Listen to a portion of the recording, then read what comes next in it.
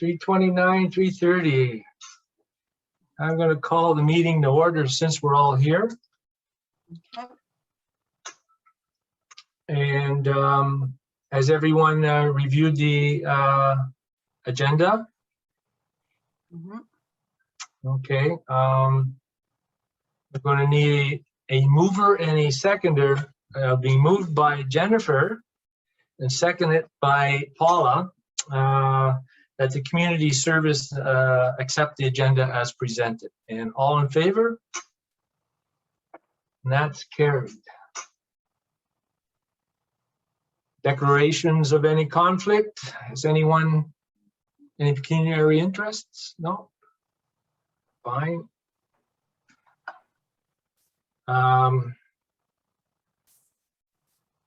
Any questions on the minutes? Well, we'll go to the business arising. I'll need, Paula, I need you to move that. And Jennifer, you'll second it? Yep. That the community services adopt the minutes of the last regular meeting as presented. All in favor? And that is carried. Now, any business arising from those minutes? Does anyone have anything? Seeing no hands up, I'll take that as a no and we'll move on. Number 6, public presentations. I don't think we have any. Administrative reports. Number 7, and I'm going to hand that off to Ms. Bittner. Awesome. We're going to be tired of each other by Thursday, guys. 3 meetings at 3:30. My goal, I will try and keep this brief. I'll run through some of the updates, some of the exciting things that are going on, and then I'm going to turn the floor over to Ashley because there's some pretty cool stuff happening at Timber Village and some really neat things coming up in the next week or so. But I'd like Ashley to share because I know she's pretty excited about it, so she can articulate it the best. Showing another competition that we've won. I know the outline for the contract went to council, I think about a month ago, where we won the Invasive Species Center boot brush contest. So 1 of 10 in Ontario. The signage is underway for that. So we do expect to receive it mid-October. And then we can celebrate another thing publicly with our residents, showcase the trails some more, get it on our website. A lot of cool new things to put Blind River on the map. Scrolling down. Heading into the marina, I look forward to our next meeting showing off the completed gazebo, all of our signage, our electrical. So strides are being made there. We look forward to that project being wrapped up. We do have to complete all of our reporting by Halloween, and our contractors and engineer are well aware. So that'll be a huge celebration for us. We'll spend some time talking about the impact of that project. Heading through, our billboards are up. Anybody who's been to Sudbury lately and heading home, we have 2 gorgeous billboards westbound promoting both the Marine Park, Art Gallery, Timber Village and Marina, as well as our Boom Camp trails. And you'll notice in the report too, when you sift through, when you have time, Louise is doing an amazing job at keeping track of the stats and where people are being driven and how they're accessing the page. So we're going to learn from that over the next 2 or 3 years so we can put our money where it's going to drive more traffic to it, and then look at opportunities so we can stimulate both Mississauga First Nation and the town of Blind River with our economic development projects, and make sure both communities are benefiting equally from this shared space. Some photos where Blind River kicked Elliott Lake's butt again, 2nd year in a row. Our senior guys are holding their trophy through, doing a great job. The tennis and pickleball hosted their AGM at the Marine Park for the first time this summer and had the largest turnout they ever had. So that was really cool to see. The Boom Camp trails, we're looking forward to commencing construction as of October 5th. We're going to be bringing the contracts to council on Monday night. JI is the successful bidder on this one. We met with Tulloch and Joseph at the trail with John Cada today. Joseph's also excited about the project, seeing the benefit, especially the accessibility components. We're looking forward to having our first wheelchair-friendly loop with rest spots. And this project has picked up traction from the Ontario Birding Group, which is really neat. We've been invited to participate in their meeting on September 30th at 7 p.m. through Zoom, and highlighting Blind River as an accessible space that's welcoming and inclusive to all groups. So Ashley and I have talked about this at great lengths over the last couple of years, but it's that strategic, how do we call it? It's a cohesive approach to making sure that recreation, culture, arts, and all of these beautiful disciplines are all taken into account when we undertake a project, and not just focusing on the recreation aspect and not just focusing on the history aspect, because we know we can get our sites to perform to the level that they should be if we don't just keep our focus narrow when we're designing our applications. So that's what really hit the Birding Group. And what's kind of cool for us too is they're mainly located in Elliott Lake, and they've chosen Blind River kind of as their home site. So they'd really like to be using Sellers Beach, the Boom Camp trails, and this new trail as a site to encourage more people to come and bird and be aware of the wildlife around them. So kudos to us.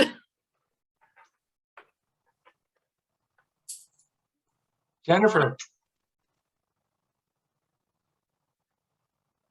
Oh, technical difficulties. Oh, the lights, the timers. I'm in my classroom. It has a timer. Usually if I snap my fingers, it will go, but it didn't. And our signage for our update, we had WC Eckett students research 6 panels for us, and Mississauga First Nation is at the tail end of doing the translation. So we look forward to seeing those printed and working with the students that still might be at the school. I'm going to have to reach out to Brian to learn if some have graduated, and if they have, either letting them know if they'd like to be a part of the installation or getting some of the kids that are at the school now to participate in it. But we did make sure that their names are included on the panels, so they'll be able to go back in later years and go, I did that, with their parents. So if Ms. Hunter's involved, she is back this year, so she's another point of contact that you have. perfect. And I can send the group the clips. I didn't realize that when the videos go into eScribe, it takes away the capability to click on them. Normally you should be able to click on the little thing and it would show you the commercials and the radio ads that we built. But I can kick those over to Katie and she can send them to council as a whole. But they are fun. Our signs up. So this was a project, Councillor Dunbar, I think we talked about a year ago, and then it came back up again over the summer because the concerns with bylaws with ATVs and people on the wrong trails. And we were trying to highlight the significance of just showing the rules, showing where to go. And these billboards are the starting point for that. So you can hold up your phone to any one of those QR codes and it'll bring you to the Blind River Trails bylaw section, promote Mississauga, Blind River, TransCanada, all of our partners that are shown on there. So this is a jumping off point where we partnered with TransCanada Trail to pay for these signs. And it's going to be the beginning of developing where to walk, where to cycle, where to ATV. So the next layer to this project is going to be creating a map or a scan code that allows ATV users to see where they can go. So we're not always just saying, no, it's go here instead. Yeah. So we're happy to collaborate on this, and it was nice. It was a 50% project share. And Great Lakes Waterfront Trail was kind enough to loan us use of all of the maps, no charge, happy to share them and make them edited or editable by Laird Signs. So it's really great. We've got some good partners. Are the QR codes, are they up and running right now? They are. And if anybody tried to use them for the first 3 days, we recognized an error with Laird.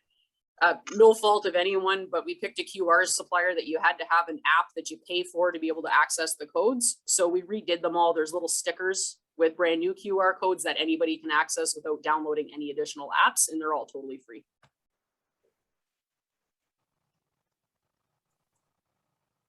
So there is one at the Young Fox entrance and there is one at the Woodlawn entrance. And our bylaw officer will be cleaning up some of the redundant signage, so it's more visually appealing.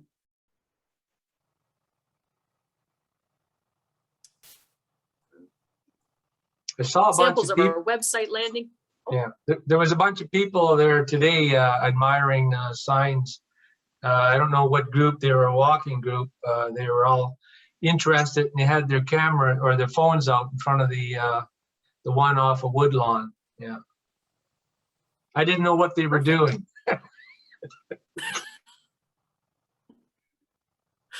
So there's the sample of the landing page for our Boom Camp Trails website. And again, it's a jumping off point. We will continue to improve, but we're happy to say we have online presence, and that was the priority of this year. Can you pronounce the Ojibwe beside the Boom Camp Trails? There's an Ojibwe writing, Z-I-Z-A-H. Zizaging ZB. So you can see how Zizaging and Mississauga. Yeah. The correlation between the words. So there is no formal, oh my gosh, what's the word? I'm losing it. Translation, pardon me. No formal translation for Boom Camp in Anishinaabe-Moan. However, the Mississauga people recognized the booms of the logs as they were going down the river and that noise that was made. And the space itself already had a name. So what we did was dial it right back to the formal name that Mississauga people used in the area. Cool. Mm-hmm.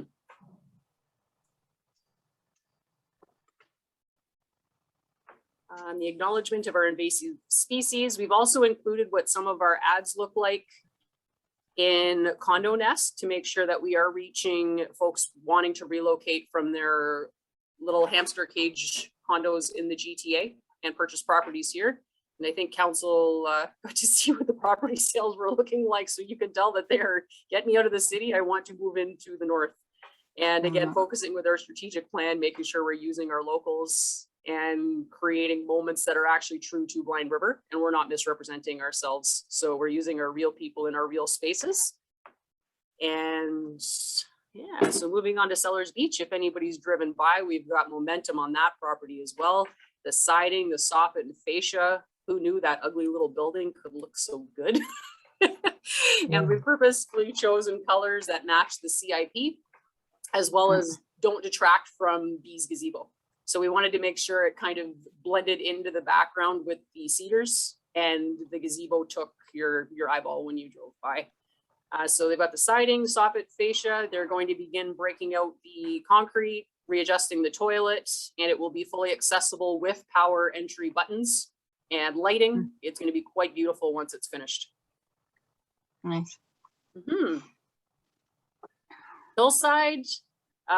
We asked council for some extra money to fix the roof on the shed before we had to buy a new shed and change the door. And you can see the photos, the before and after, and boy, did those shingles need it. And that door, it seals now. It's so much better. Looks nice when you drive by, looks more professional. I would think you had the eave trough worked on too, didn't you?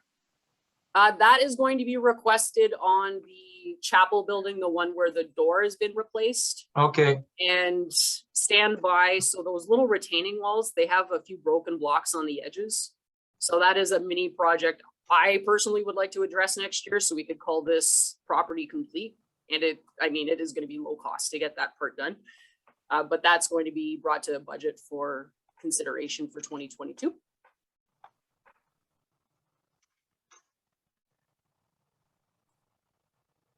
And cycling, just the before and after for the signs.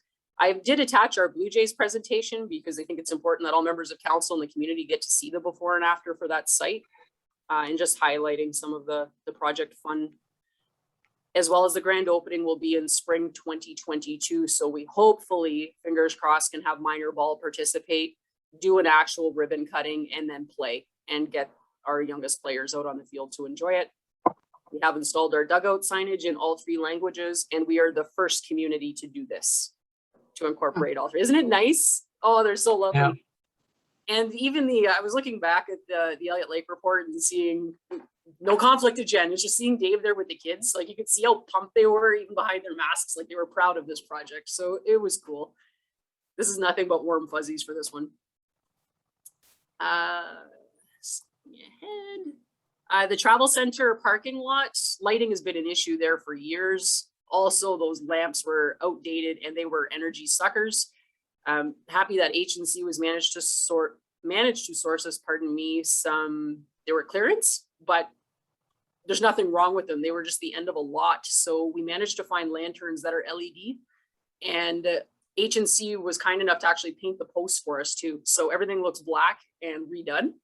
So all we had to do was pay minimal labor for the working at heights for the paint, and then get all of those lanterns replaced. And I can tell you, it makes a difference if you're driving by at night. It actually looks pretty now when you look over, instead of those dingy orange lights coming through the trees. Karen, just a question with the travel center. Is it possible to do something with that sheeting in the windows that looks so terrible, hanging all over and hanging know. down, and like it looks really, it makes the building look so derelict. I mean, I know it doesn't look that great to begin with, but from what I read here, like people are using the washrooms and stuff like that, so the building is being used somewhat. It just, when you drive by on the highway, it looks so terrible with the sheets. They're kind of like half hanging, and like I don't know if there's some way that we could get them up there properly so it is covering, or just take them down or whatever. Just We can to try and make it tape look up a little some, bit. yeah, we can try and tape up some paper, Okay, it's just but like actually have it it doesn't stick look- to the windows. Yeah, like, yeah. what's the ultimate goal or the date, Karen, on the actual completion of that place? Right, so the tender is to close tomorrow, but we're going to be issuing an addendum until the 7th. The issue right now is doors. For some reason, that is the wild card for contractors getting quotes. So Oh. the interested bidder is running into an issue where he doesn't have an accurate cost for the doors that are required for that facility, and has asked for an additional 6 days. So out of fairness to anybody who wants to bid, we're going to give that extra 8-day window. Okay. So with that, our top priority is to get the roof addressed prior to the snow flying this year. Take care Really? of that. Yeah. Wow. Remove the windows, get the studs in, frame it. And even if it is Typar or the insulation up, the contractors can work on siding in the spring, or if we have a nice winter, they can be working on siding like in the shoulder seasons. But the roof is the priority. Get those single shingles off, get it replaced, do the interior work through the cold season, and then have it ready to rock for May long weekend in 2022. So that is our goal. That's also pretty proactive. yeah, but that also is what we included in our grant request. Council's aware that we knocked in under the BRDC. So that's the same timeline, and we're holding our contractors to it. So we actually have a bid though this time. The bidder, We have an interest, not yet, not submitted, but we have interested contractors, and they actually did attend a site visit. Oh, good. So, Okay. yeah. Okay, good. Are they local, Karen, or? Algoma area. Yeah. I have a feeling some of it will be subbed, so there might be an opportunity for very local people, but I can't comment on it without knowing all of the. Well, I think we're fortunate because it's hard to get contractors right now anywhere.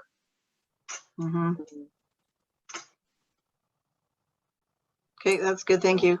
You're welcome. Wayfinding, I can't remember from our last meeting, but I believe this sign went up after we met. We have another sign at the Wishart intersection. Even our residents were kind enough to share that they're noticing motorists go down McFadden. So we're trying to prevent that traffic with people with boats or those huge RVs that want to come to the museum or marina. They're driving to the dead end of McFadden. Now they're actually being directed to the appropriate space. Our new billboard, and then downtown. So this is one of my favorites, and I'm glad council was so happy to continue the CIP in budget last night. Our library sign, I think it freshened up the entire facility, front and back. It looks good. JI, working with Crescent and St. Mary's to create a parking lot to get our teachers. Looks nice. Beautiful work.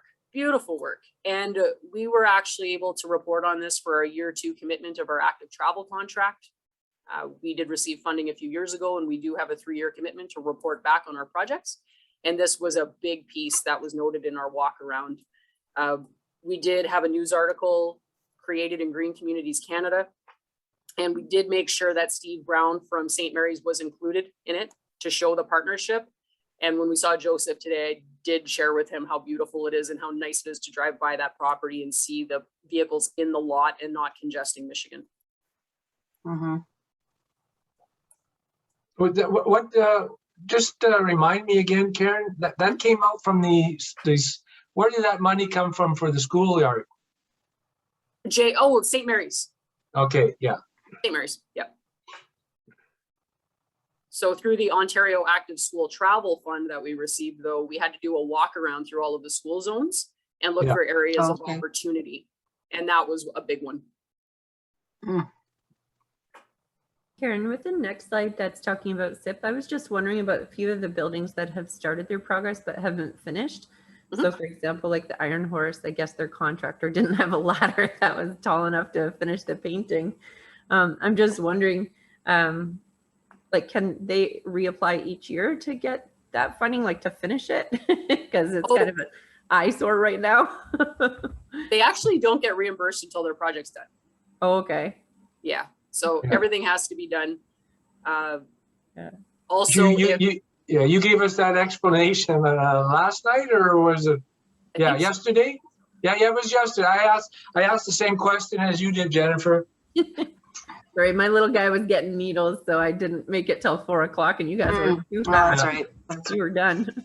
no, that's okay. And I can assure you that the people that have projects underway, sometimes it's not what the surface level looks like. It's not for not wanting to complete. So if you do have people of the community commenting, just ask them to be kind. A lot of these businesses have gone through I'll call it a treacherous last couple of years, and they are doing their best. So we'll celebrate when they hit the home stretch. But I thought it was important to look like these are some pretty substantial projects that we have underway, and we are a tiny town. So this is really cool. Is there a possibility, like, so say for example, the Iron Horse, where the contractor was like, well, my ladder doesn't reach that far. Is there a way that we could help them with like some scaffolding or something so they could finish their project? Or oh, they had a whole plan underway. The contractor that was painting from the floor level only had to go up that high. So they just have to rent their Zoom boom and arrange for that. oh, okay. Working at Heights person, that's all. Yeah. Alrighty.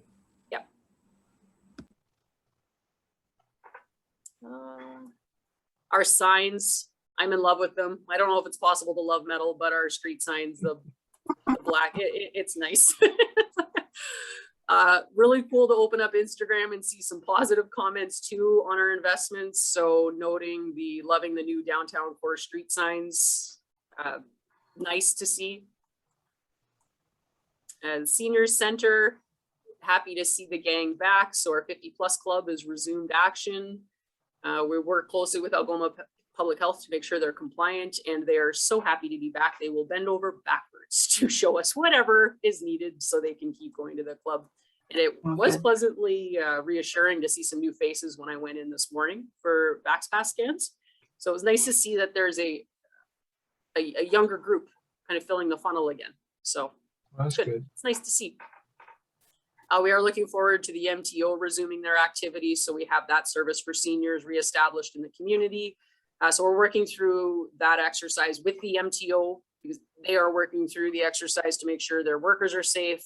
It's all kind of a ripple effect right now, but not for the sake of the town not providing the space. So we are not the reason that the MTO has not resumed its senior services. What services do they provide? I wasn't quite sure what that was about. Yeah, we have seniors driving awareness, and it's an open forum where people for their licenses and things like that. So be careful now, tread lightly. Birthday girl. We're getting up there. No. And I'm going to turn it over to Ashley for the Timber Village component because nobody says it like her. It's such a great job. Glad you're with us, Ashley. Yeah, I'm happy to be here too. So we've had a really busy summer. We saw a lot of traffic through the Marine Park Museum site. It was really nice to see a lot of people commenting on the new wayfinding signage coming up Woodward. We didn't have those questions of, we had a hard time finding you. It seemed pretty clear. There was a clear path to the museum. yeah, and we it seems to be a busy start to the fall. A lot of retired couples coming in now that the summer traffic's off the highway, and a lot of what Louisa uses the term. She just told me this term today: fall peeper or leaf peepers. A lot of leaf peepers coming through. So in fact, we have 2 tour buses coming next week from the Sunshine Travel Club out of Sault Ste. Marie, part of their fall foliage tour. And that's really exciting because we haven't seen tour buses, I know, since COVID. And when we moved down to this site, we were really excited about the opportunity to, have the museum located on a beautiful waterfront and a lot of, washroom facilities for large groups and all that sort of thing. So, so we're really excited about next week. We have, a bus group, 2 bus groups with about 40 people each. They have requested a light breakfast because usually this would just be their Tim Hortons stop. But we're able to provide them, coffee and muffins and more. So they'll be coming through the art gallery, the museum. I hope it's a nice day like it is today. It will be really nice to have that hour in the morning on the waterfront and give them that experience. And I think that's what Karen was talking about, this marrying of the different facilities. And so we have travel and tourism. Louisa's really excited about this tour group with history and it's all coming together. So we're really excited about that. This summer, we were also, we were a little bit delayed in our opening because of the COVID restrictions, but the museum ended up opening in August. The art gallery opened mid-July. And of course, the gift shop opened mid-June. So we followed those opening, procedures. Yeah, it was nice to see visitors coming through again. And we really enjoy talking with people. I really miss that, like talking with, people today, visitors asking where they're from, and they're coming from all over, the US and different parts of Canada, and asking them what's bringing them to Blind River. So it's been really enjoyable. This summer, we were also able to explore some of our in-person programming again. So in August, we had an in-person teddy bear picnic. We had launched the program virtual. We weren't sure what would happen, but restrictions lifted, and we had a small event mid-August. We saw about 25 people come. There were about, I'd say, 10 families. And we had a few community partners like the Early On and the Ontario Fur Managers Federation who provided resources.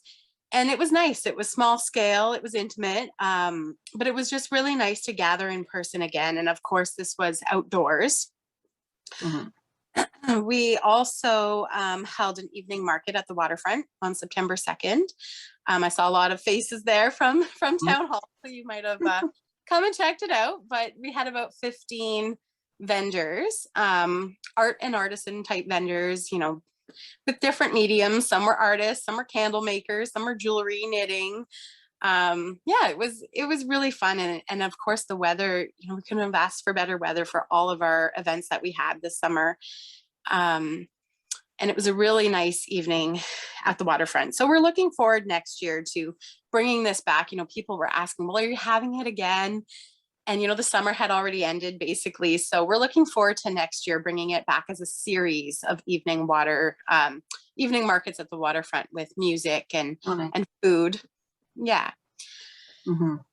So that was really nice. And it also provided us with the opportunity to get to know some new artisans who were looking for venues, to try to recruit them to our gift shop and to our Christmas or our holiday market that we'll be hosting in December in the gallery. So it kind of opened the door to some new relationships with different vendors. We also planted a heritage garden on the patio. So this kind of tied in, Blind River as a bee city. We grew carrots, onions, chives, lavender, some of the ingredients that you would find in old time recipes. And we found this really great book called Out of Old Ontario Kitchens. And we picked 3 recipes from it. And Erin, who was our research she is our research assistant, research and programming assistant. She's been working on a series of videos where she's just doing like how to do the recipe. And she's really getting into it. She works part-time now. She's back in school, but she's working on Saturdays. And we plan to launch these, heritage recipes with our Heritage Garden type video series. So that's been a lot of fun too. We're also working on some virtual programs for teachers. I'm still unclear whether or not schools are actually allowed to visit us on site. So we'll be prepared for both to deliver in-class programming, like bring the exhibit to them, and then we'll welcome them to come here as well. We're also working on a holiday workshop in November in the art gallery. It'll be small, it'll be 15 to 20 participants max, but hoping to have an in-person art workshop. So yeah, we're working towards that. Trying to think here, look through what else we've accomplished. Next month, we should be able to deliver, I guess, a picture of the mill machinery at its new home, brought back to the mill yard, back to where it originated from. I see the concrete pads are done. Yeah, that's right. So they'll be moving really soon. So we're looking forward to that, and beautifying that space, and tying in the history of this area, the connection to the museum with interpretive panels, and that sort of thing.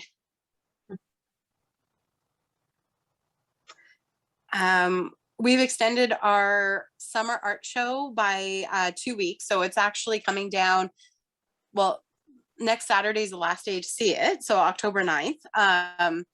And then we're going to be moving the gift shop from downstairs in Wave up into the gallery space for the off season. And we'll be opening the gift shop on October 25th in the gallery with the launch of the Remembrance exhibit. And then we have the holiday display coming after that, the holiday market.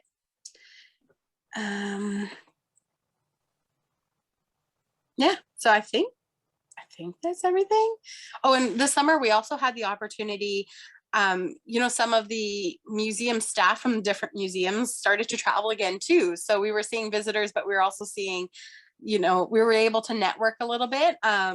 So we had the curator from the Elliott Lake Museum came down to do a site tour, and she was really impressed with how we've managed our move, and she had a lot of questions about moving to a new location since they're undergoing some of that as well. So it was really nice to start to see some of those other museum professionals coming around again after COVID times. That was fun. So will the museum be open year round then? Will it be open like in January as well? Yes. So the museum, the gallery, we do not have any exhibits planned for January, February, but the museum display downstairs will be open by appointment, or, staff will be here working behind the scenes on grants and that sort of thing and collections work. We have a doorbell system as well. So to comply with ministry standards, we have to be open year round, at least by appointment in those off-season months. Yeah. Okay. Good. Since you alluded to the minister, provincial, is the museum under any how would I say it? Maybe Karen, you might know. For vaccination, proof of vaccination. I mean, I'm not talking about internally here, but because of the ministry, I know they have a mandate or an order, and I don't do we qualify, or are we under? Are we non-essential? So are we non-essential? Is that? So the museum, I can let Ashley elaborate, but the museum and the library are not under the recreation umbrella like the arena is. Good. So as of today, folks can enter with or without proof of vaccine. However, staff are different. And then depending on direction we receive, things are changing daily. But as of today, you do not have to have a vaccine to access cultural services, library, history. What about masking? Oh, absolutely. Absolutely. Yeah. You must. Okay. Yes, and I should make a note too, though, depending on the type of services we're providing, like for instance, we have the Sunshine Group that's coming through and having food services indoors. We will have some tables set up in the gallery where they can have breakfast in case it rains. They have to show proof of vaccine. So the tour group has provided all that information for us ahead of time. It's also a requirement for their tour group. But so depending on the type of event, like if we are doing a paint party where there will be refreshments, we'll have to follow provincial guidelines for that. Oh, I see. Okay. Jennifer, Paula, you have any questions? I just want to say you guys are doing an amazing job. I'm sorry about the incident with the lovely anti-vaxxers the other day.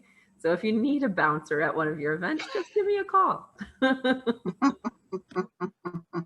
Oh, there was something at the marina too, or at the museum rather? The arena. Was that just, oh, the arena, yeah. Funny, because we had, the weekend before when we went to the Beavers game, we were all asked, and I don't think they had any issues. We had 2 games that weekend prior to the actual mandate starting. And I don't think they had any Yeah. issues then. I think council will be dealing with that before long at one of our meetings, looking at into a policy. Karen, can Hopefully I just this is ask not you a going to go on forever. Yeah, for sure. About the marina, because I was a little bit disappointed in the look of it this summer, like as far as the, like I just feel that we could have had the students, like I know we're supposed to be under construction and that sort of thing, but like along the edges where the grass was and still those rocks, like kind of like coming over the edges and stuff like that. And the geese, of course, that seems to be the such a problem with them, that we could have had them using whippersnippers and keeping the grass kind of look a little bit better. I just felt it didn't look that nice. And I, like I said, I know when we talked about it before, you know, they were saying because we were under construction, but I think just a little bit of work that the student could have done while they were there that could have made it just that little bit nicer. I just wanted to just bring that forward. Yeah, for sure. Those are some comments, right? Yeah, and that's Mhm. appreciated. So next year, what we've done is already incorporate that the marina is going to be cut once a week. It was on a 2-week rotation because if it is our, I'm going to say tourist trap for Blind River, and it is housing 3 facilities. So I mean, Paulette already has that lined up for next year. And the students too, having that breakdown of the hourly sweeping too for goose excrement, keeping that up. Mhm. I will admit that our challenge is the after hours. It seems as soon as we close, the geese are watching. It's like, okay, the last one's gone and out they go. Yeah. We've also Just a question on the geese there, Karen. I mean, do we still have, or did we utilize Mr. Mitchell at all down at the, I know it has to be previous to the boats coming in, you know, and after this time of year, it doesn't matter, I guess, unless, well, I shouldn't say it doesn't matter because Ashley has these events now that it's a multi-area. I wouldn't want them coming up and ruining, you know, this bus tour per se coming in and having all this geese excrement all over the place. Do we have, or some sort of I know we don't have a vacuum, but a hose that could be utilized, or a pump or something that maybe that could be looked into for drawing water from the river, from the big lake, to blow off the, you know, the sidewalks or something like that with a hose instead of using town water. So I'll go through your 4 comments. Number 1, Oh, yes, we still chat with Jeff. 2, what we actually need so we can exterminate the geese is to stick to an opening date next year and come to council for permission to close the road. Yeah. So it actually prevents bystanders and viewers from going down there. We do run into the challenge for animal lovers watching this. Not everyone understands that every 2 geese create and that exponential laying, if you will. And once they call Blind River home, they are here forever. Yeah. So we've already had that discussion with Jeff. So stay tuned for more. He did run Okay. into challenges, and he did share that some of the rules changed for your limits. Yeah, So it's been tightened up. but More to it's, come. but it is time sensitive too, eh? It I is, guess, it yeah. is, yes. So that said, though, your comment about exterminating towards the end of the season, not necessarily the worst thing in the world if he's under his limit, because those two may not lay the next year if they're deceased. So we know if they're coming back and they're making babies, we take that out of the mix. But no, and he understands it is a focus. He did a great job at the W.C. Eckett property, Yeah. and it has made a huge difference in the amount of excrement on the field. It's still awful, but it's better. We have hundreds of geese out there right now. Oh no, they're moved. Oh no. So it was better. Never mind. Maybe they're all the marina birds. They They're came just back, they have a awful. COVID vacation. Yeah. So we will keep an eye on it. I don't know. We may have to look at something too where maybe students work later throughout the summer, so the spaces are swept maybe until 7 or 8 o'clock if we notice that's when most residents go down for their evening stroll. What I can share is from even visits in Stratford and attending the festival. I've done that for years. There's a significant amount of geese and swans, ducks all over the place. There's poop everywhere. Oh, Yeah, that's terrible. It is, but you're more captivated by the experience and the fact that you're at the festival and the people around you. You sit and you have your sandwich and there's a goose right beside you. Like it just, there's swans all around you. It is what it is. So And they we have can, the swan parade, the opener. yeah. I've seen that. So we see things through a different lens than our tourists do. And I know it might gross us out, but if you're coming in with fresh eyes from a very urban center and you're looking at those geese, you even see them in differently than we do. To us, they're a pest. To others, they are quite lovely. We are going to continue to enhance the property. It's going to look much better next year once our seed takes and is tidied up. We still have tables to put in. We have benches to install, more signage. It will look great, but we do need to work on It's the coming along fine. Yeah, it's coming It along. is. And keep in mind with that site, the last significant investment that built those boardwalks was the mine closure. The what? So the mine closure, it was a make work project, I guess after Denison or Rio, one of the two closed. Close, That's yeah. where all the interlock projects came from, all the interlock stonework, and then the boardwalk. So it was due for some lipstick and TLC, and we're going to continue to find funding to fix the rest of the property. But the upside, we're going to have a stunning gazebo at the end, and we're almost working our way back now towards the building. So it'll be good. Yeah. It'll be improved. Yeah, It was a 'cause frustrating does summer. need that. Yeah. I just had one other question too. The one towards the end of the probably mid-August or something like that, I went down there and there was somebody camping there in the parking lot area. And they'd been there and they were there for a few days. Are we allowing stuff like that? Like I was just curious because it was the same camper I'd seen probably for about 3 days. Are we still letting RVs come into the area? Where do they park then? This summer, we were quite flexible in where they could park. Basically a free for all because we didn't have consistent business. It was very one-off. What we do need to know, and we've recognized that we need to develop or enhance that service, is actually create parking tags for the mirrors, similarly to paid parking lots at really any institution. So there's proof that someone is paid for the night. And then when Jason drives by, it's easy for him to tell. And also create parking areas. Has that been established already? The thing for the mirrors? No, that'll be for next year. It was bookmarked due to COVID as well as the delay in our construction projects. It wasn't a top priority for us to solve this year, but it's on Louisa's plate to have those ordered for 2022. Yeah, and if I step in with a little bit of information also, the guy camping, he was actually from Florida, and we do have set fees, so he was paying $20 a night, and I'm hoping after hours that he was following the rules, but he was instructed that, you know, it's not, you can't really like set up chairs and really make it a campground. He was playing music in Elliott Lake during the days, and he was coming just to sleep in his camper. So from what I viewed, you know, he was pretty quiet. He knew when we had events, but it was, you know, a nice piece of money that was generated from him. No, I was just curious because when I saw it, I thought, oh, what what are we doing here? So, Yeah. okay, that's good. Yeah. Jen, you're hilarious. Yeah. I didn't know there I was keep like- thinking she's like going, woohoo. Is everybody get up and dance. I had a question about camping because of COVID, everybody is traveling with their trailers and stuff like that. And so it's good to know that they can go down to the marina. And so where would they go to purchase that overnight? Just at the marina itself through the museum?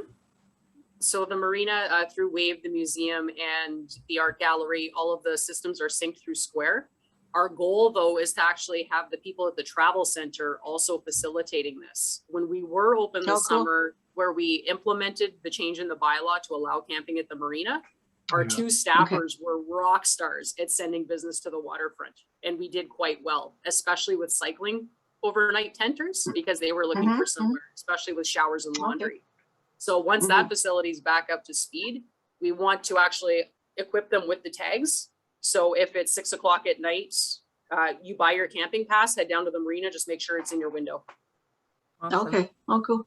Yeah, because there was a lady from Montreal that had a camper and she was parked across from the water fountain, like, that parking strip there. Mhm. And so she didn't know where to go. And I was like, well, I don't know. We used to have camping down at the marina, maybe there. Mhm, So- mhm. But Is there- that is would there- only be if Jennifer saw her at 7 or 8 o'clock at night, everyone's gone home. How would this person know, or who would she seek out at that time of night? Right. It's So still somebody- daylight, and like, I don't think we have anything established there for after hours, right? Right. So some of our opportunities under our 2022 goals, that'll be in the 22 workbook that you're going to see. So we'll go through the same exercise next year. Is Yeah. going to be actually installing posts around the community with frequently asked questions, or interested in camping, here's where to go. Looking for, I don't know, issues with your bike, repair posts can be located here. Looking for places of worship, head this way. Looking for like those kinds of things, but frequently asked questions from the lens of a tourist. And And especially then position them. That's good. with camping, it would be cool, kind of like the day vehicle permit. When you go to all the provincial parks, you just go online, you purchase it, you print it off. Therefore, it's not staff burdensome. Like, it's not a lot for a staff to take on. It could have that potential for you just purchase your pass Yeah. online, put it in your window, kind of thing. Yep. And we can totally Oh. facilitate that through the Boom Camp Trails website. Yeah. Louisa can just make sure that platform's Yeah. there. And then for anyone that we do, I'll say catch or are lucky enough to get after hours, it's revenue in our pocket. Because That's we right, weren't gonna yeah. get it anyway. Is the Mhm, boom mhm. camp, admissible for parking there? Is there any overnight camping out towards the lake on the boom camp road? No way. Not at this time. Council allowed the bylaw to be amended to accommodate the marine park, but that is the only site that you can legally camp Yeah. in town at this point. Okay, great. Yep. Any more questions? And Karen, you said that's Ashley, a flat rate of $20. Is that for tent or a trailer? That's for a camper or an RV that's taking up a parking space. And then it's, Okay. yeah, $15 a night rate for a tent. Yeah, that's super cheap. Yeah, for sure. Mhm, mhm. And that was our goal. If we could collect some revenue versus nothing and get someone to spend the evening here, we know that's another opportunity for them to go downtown and hopefully open their wallet. Mhm, That was the mhm. intention. So Go ahead, Paula. when they're parking, sorry, let me try that again. Were they using ordinarily? They would be using the parking lot by the museum then? Is that where we had set that up before? Yeah. So how many could we put there, Karen? Like, how many would we allow at one time? We It would need a bigger depend on- area, eh?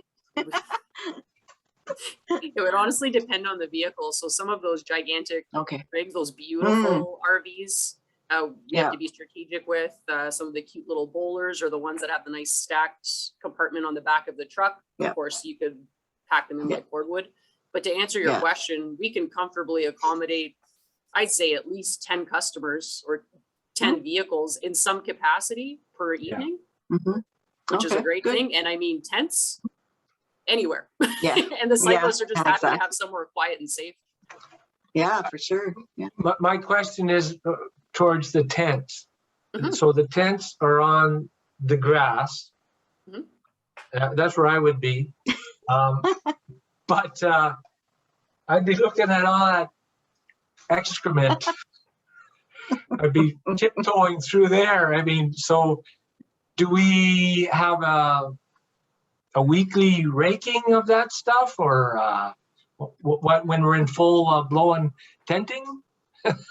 So we do cut the grass regularly. Well, cutting the grass But is as no far as problem. that, the cyclists don't care. It's the fertilizer that's on it. Yep. And the cyclists don't care.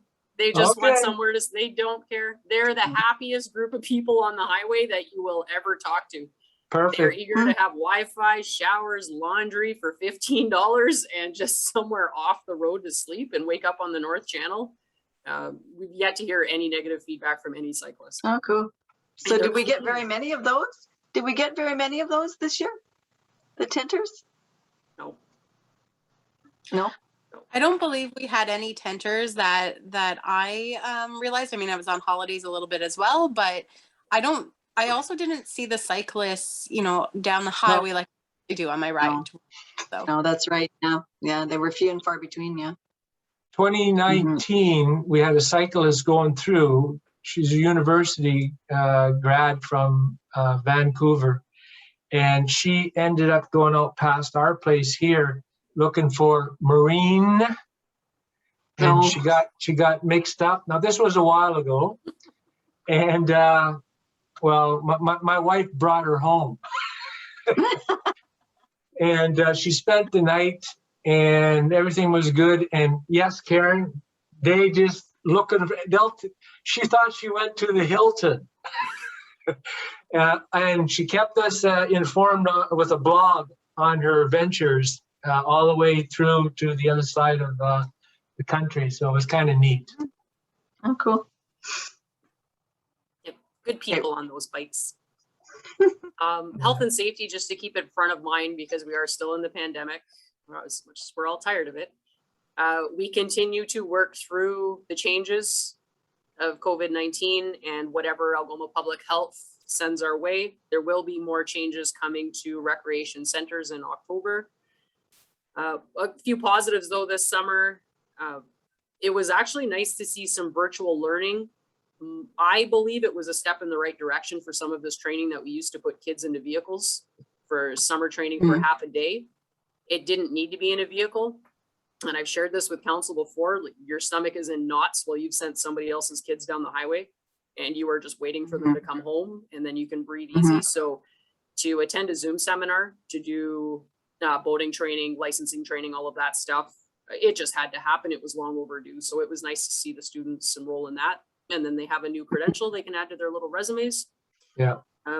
We keep including articles every time Blind River is in the news with a positive story, because it is important for our residents to keep reading it over and over and over again. And it is a reminder when we get caught in the weeds in negative situations that, you know what, we're doing quite well. But unfortunately, sometimes those negative situations really bring you down. But it's a good reminder. Squeaky wheel, eh? Yeah, but I mean, like our hockey players are getting opportunities to go and play at schools across the river. Our museum teddy bear picnic being featured in the news. It's just reinstating kind of a creepy one on page 112 though, is when we did our presentation to the community about the B. Jensen gazebo. We had our vision that was created by the engineers. And then if you scroll underneath, when I was driving by, I saw it actually happening and it was really chilling. My hair stood on end and I sent a picture to Ross. I'm like, I don't know. I'm not a very superstitious person or anybody that gets swallowed up in that, but it was really neat to see the actual thing happening with a gentleman out there reading his book, which is exactly what we told the community our goal was for that property. So I don't know, something neat for Blind River. We look forward to adding the plaques on those boulders too, teaching the community about who sponsored this gazebo and chatting about B. Mississauga First Nation and Timber Village Museum and well, the town are going to be partnering too on some information panels that are separate of the gazebo, but talking about the history of the water walkers for the area too. So we do make sure we maintain our commitment to Indigenous components on all of our recreation updates. So. So are there boulders yet to be placed? No, there's 2 there. There's one on each Okay. side. I've included the vaccination policies as they come through, just so you can see what's floating around. I also will share that the NOHA policy that was put out has been rescinded. So that created some headaches for parents. The active school It's been travel article. rescinded? I didn't see that. What is that, Karen? Sorry. So the NOHA, the Northern Ontario Hockey Association, they take care of minor hockey. They had put a policy in place that all eligible participants 12 and up, unless exempted, were required to be immunized, fully vaccinated by October 31st. So they put that out into the world, and then about a week and a half ago took it back. So that caused a lot of confusion and upset with parents. But parents Yeah, I could have see to that be going both vaccinated. ways. Yeah. Sorry, so parents have to be vaccinated though to be in there, correct? Or when their child is playing, or? So the way the Ontario regulation states as of today's date is a parent as a spectator, 18 years and up, must be fully vaccinated. A parent, if they're a staff member, a volunteer, a coach, or an assistant, any part of the organization, as of today's date, does not need to be there, exempt. Wow. However, yeah, so this was also creating headaches, Yeah. and you can understand why people are frustrated at the door. So I Mhm. know these things inside note, which is why I don't mind explaining it, but that's the frustration level. But what's coming as of today will be implemented October 14th at 12:01 a.m. is every single spectator 12 years and up will have to have ID and double vax. So what that means is, so if my son, I have a child, my son plays hockey and he's 12. If he has a double header and there is a game in between for him to watch, he's allowed to play hockey unvaccinated. As soon as he decides to go and watch a game to burn time between his 2 games, he now has to have a vaccine. Mm, So you can also understand how frustrating that'll be for parents. Yes. So we are working through that exercise with minor hockey and figure skating so we can make it as easy as possible on them. We will continue to work through for the sake of our kids and our participants. There is a way. So we'll keep working on that for the next week or so. So we're ready for the October 14th implementation. So it is a challenge. It is an ongoing challenge, but not worth throwing the towel in and saying, you know what, lock her down. There's a strategy. And you know what? The Beavers have actually done it quite beautifully. The NOHA had the NOJHL had the right idea at the beginning. Double vax, you're not coming in. Players double vax, or you're not playing for us. And it just set the tone. It's great. yeah, and that's how it should have went. Well, you set the tone, and then you have Mr. Trudeau saying anyone on the RCMP needs to be double vaccinated. Good luck with that. We'll see how this plays out. Anyway, Yeah, so more to come. go ahead, Karen, and Yeah. I'll let you. Yeah, and I included the full article for the Ontario Active School Travel Fund, just so you could see that Steve was included in there as well. And then again, you've all seen the Jays summary, but now our trilingual signage is up and there's some big smiley faces, and Blind River's presentation made the day of the Jays Care Gang in Toronto. So when they opened that up and saw a video with music and kids smiling, Blind River again recognized for going above and beyond. That's Cool. great. Fog. Oh, is that a question, Jennifer? Or I was no? just clapping because Oh, they did okay, an amazing job. Go back to. Okay, so thank you very much, Ashley and Karen. Moving on to number 8, correspondence. I don't see anything here. Addendum, nothing.